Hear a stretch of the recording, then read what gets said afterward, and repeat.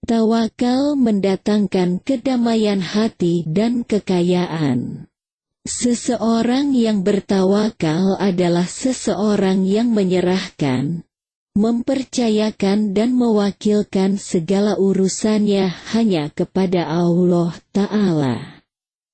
Konten ini disarikan dari Pustaka Buya Hamka oleh Arif Khalid Ahmad Rashid Sultan Mansur. Semoga bermanfaat. Jangan lupa subscribe channel kita ini ya. Terima kasih. Pemirsa channel Pustaka Buya Hamka yang dirahmati Allah. Kemudian apabila kamu telah membulatkan tekad, maka bertawakallah kepada Allah. Sesungguhnya Allah menyukai orang-orang yang bertawakal kepadanya. 5. Allah sebaik-baik tempat untuk menggantungkan tawakal, pelindung. Allah berfirman, Quran Surah Ali Imran ayat 173. Dan mereka menjawab, cukuplah Allah menjadi penolong kami dan Allah adalah sebaik-baik pelindung. 6.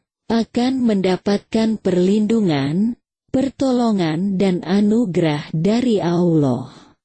Allah berfirman, Quran Surah Al-Anfal ayat 49, barang siapa yang tawakal kepada Allah, maka sesungguhnya Allah Maha Perkasa lagi Maha Bijaksana.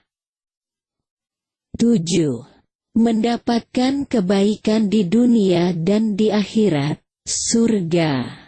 Allah berfirman, Quran Surah An-Nahl ayat 41 dan 42, dan orang-orang yang berhijrah karena Allah sesudah mereka dianiaya.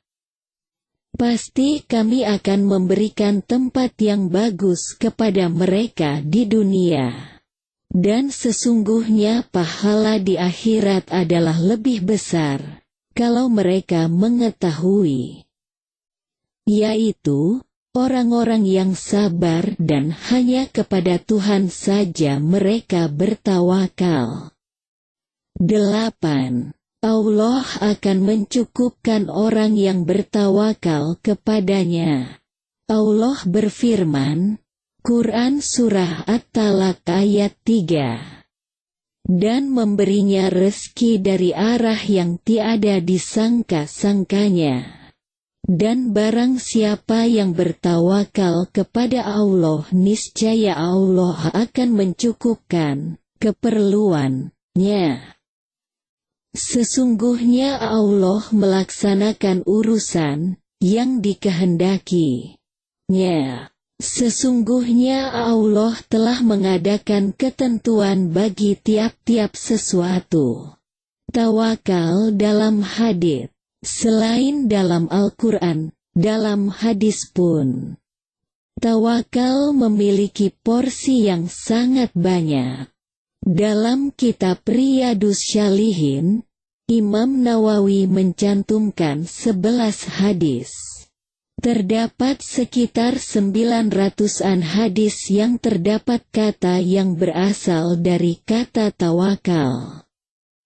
Dari 9 kitab hadits induk, yaitu Sahih Bukhari, Muslim, Sunan Abu Daud, Tirmizi, Nasai, Ibnu Majah, Ad-Darimi, Muwatta, Malik dan Musnad Imam Ahmad bin Hambal.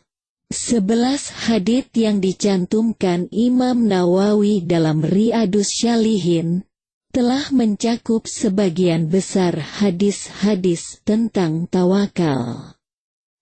Dari hadis-hadis tentang tawakal ini, kita dapat menyimpulkan beberapa poin. Orang yang bertawakal hanya kepada Allah akan masuk ke dalam surga tanpa hisab. Dalam hadits Rasulullah Shallallahu Alaihi Wasallam bersabda, Dari Abdullah bin Abbas radhiyallahu anhu, Rasulullah bersabda, telah ditunjukkan kepadaku keadaan umat yang dahulu. Hingga saya melihat seorang nabi dengan rombongan yang kecil, dan ada nabi yang mempunyai pengikut 1-2 orang, bahkan ada nabi yang tiada pengikutnya. Mendadak terlihat padaku rombongan yang besar, yang banyak sekali. Saya kira itu adalah umatku, namun diberitahukan kepadaku bahwa itu adalah Nabi Musa alaihi salam beserta kaumnya. Kemudian dikatakan kepadaku, lihatlah ke ufuk kanan dan kirimu. Tiba-tiba di sana saya melihat rombongan yang besar sekali. Lalu dikatakan kepadaku, itulah umatmu. Dan di samping mereka ada 70.000 yang masuk surga tanpa perhitungan, hisab. Setelah itu Nabi bangun dan masuk ke rumahnya. Sehingga orang-orang banyak yang membicarakan mengenai orang-orang yang masuk surga tanpa hisab itu. Ada yang berpendapat, mungkin mereka adalah sahabat-sahabat Rasulullah. Ada pula yang berpendapat, mungkin mereka yang lahir dalam Islam dan tidak pernah mempersekutukan Allah. Dan ada juga pendapat lain yang mereka sebut.